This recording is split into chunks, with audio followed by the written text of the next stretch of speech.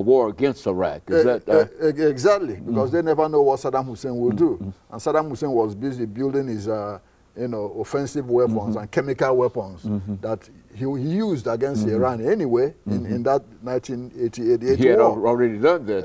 Exactly. So the Iranians would have been busy trying to use the money for these conventional weapons than building nuclear weapons. So as far as Saddam Hussein was there, Iran would have been contained. We will use Saddam Hussein to keep them in check. But when we went foolishly and overthrew Saddam Hussein, then Iran was free to pursue its nuclear ambition without worrying about its neighbors. Pakistan wasn't going to do anything. Pakistan is friendly with, Pakistan already has its own bomb, the Islamic bomb.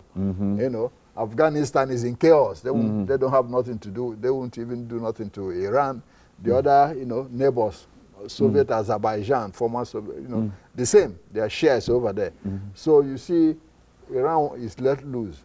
Now, who is more worried about Iran's nuclear ambition? Now, one would be surprised is the Arab countries.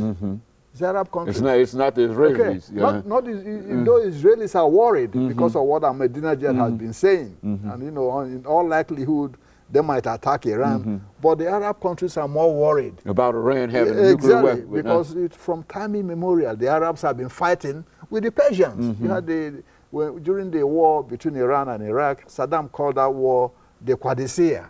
That was about a war fought between the Persians and Arabs before, almost centuries before.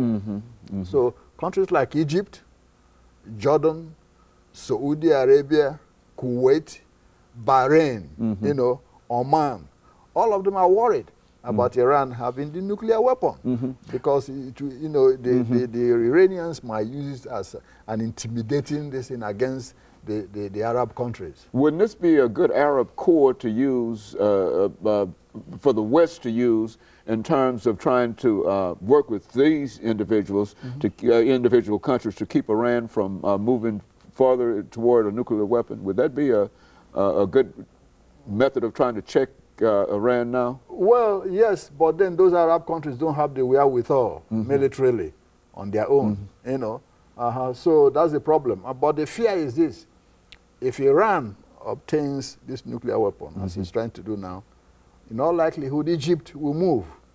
Okay, Egypt has the means and all that. Egypt will move to acquire them, and probably Pakistan might, smuggle some to Egypt or from North Korea.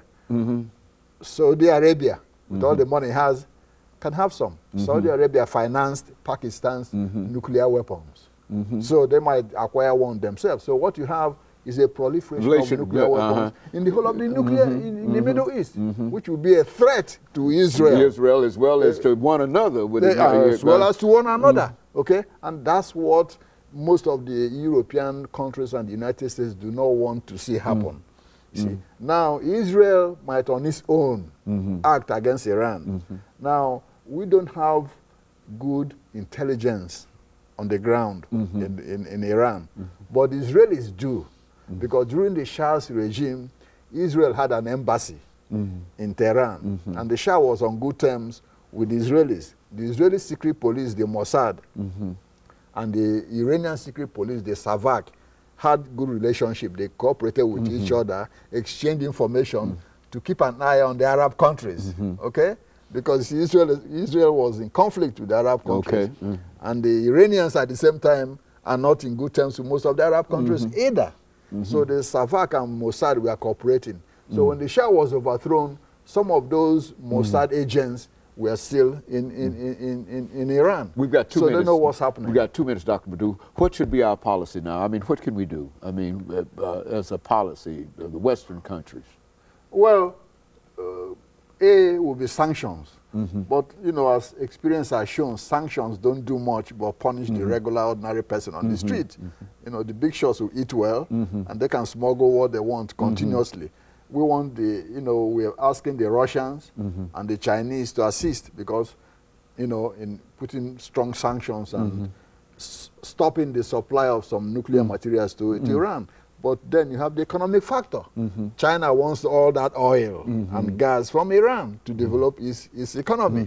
The Russians are selling whatever they can to boost the economy to Iran at the same time. So in order to get this accomplished, those two countries have to cooperate with us. China and Russia. Otherwise, you know, there's no way we can stop it unless the Israelis go in there and bomb those facilities like they did in Iraq, which might be difficult, but they have the capacity and capability of doing that.